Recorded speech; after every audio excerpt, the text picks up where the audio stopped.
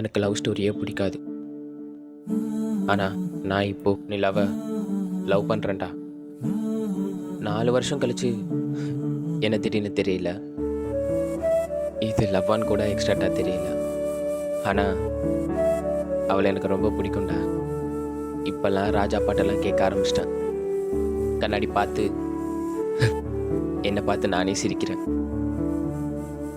ஆனால் இதுவும் நல்லா தான் இருக்கு. இவ்வளோ நாளும் அப்புறம் எதுக்கு நான் மனசுக்குள்ளே வச்சுட்டு இருக்கேன்? பேசாம போய் அப்படியே நேரில் சொல்லிடலாம்ல. ஐயோ, எனக்கும் சொல்லணும் தான் ஆசை. ஆனால் நேர்லலாம் சுத்தமாக முடியும் நம்பிக்கை இல்லை. ஃபோன்லையா கால்லாம் முடியவே முடியாது. டெக்ஸ்ட் வேணா பண்ணலாம், இல்லை வாய்ஸ் மெசேஜ் பண்ணலாம். ஆண்டி, அப்புறம் நான் உங்ககிட்ட சொல்ல மறந்துட்டேன். அவளோட நம்பர் மிஸ் ஆயிடுச்சுடா. உங்ககிட்ட இருந்தால் கொஞ்சம் அனுப்பி விடுறியா? ஓகே மச்சான், நம்பர் அனுப்பிட்டேன். கம்ப்ளீட்டாக கங்க்ராச்சுலேஷன்ஸ்ரா. தேங்க்ஸ்ரா. ஆ சரி, ஓகே, பாய்.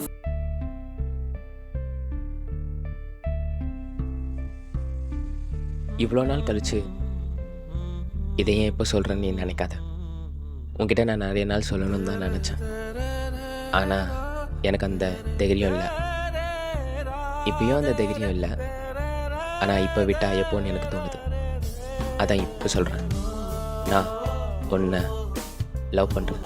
உனக்கு புரிகிற மாதிரி சொல்லணுன்னா எனக்கு உன்னை ரொம்ப பிடிக்கும். ரொம்ப. நீ ரிப்ளை பண்ணனா நம்ம கண்டினியூ பண்ணலாம்.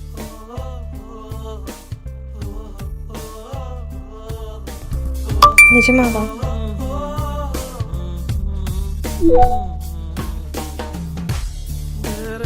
எனக்கு என்ன பதில் சொல்றதுனே தெரியல.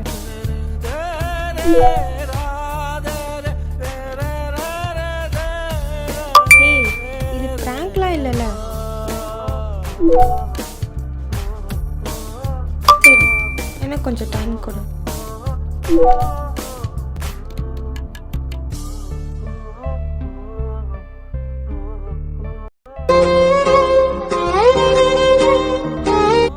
ஹலோ மச்சான், நிலா. மச்சான், கிட்ட தான் நான் பேசிகிட்டு இருக்கேன்.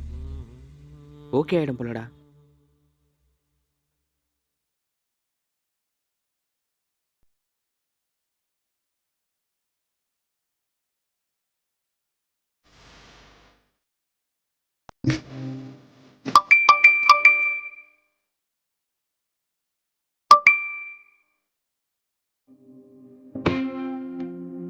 மச்சான் சாரிடா, நிலா நம்பர் பதில் நிஷா நம்பர் அனுப்பிட்டேன்டா.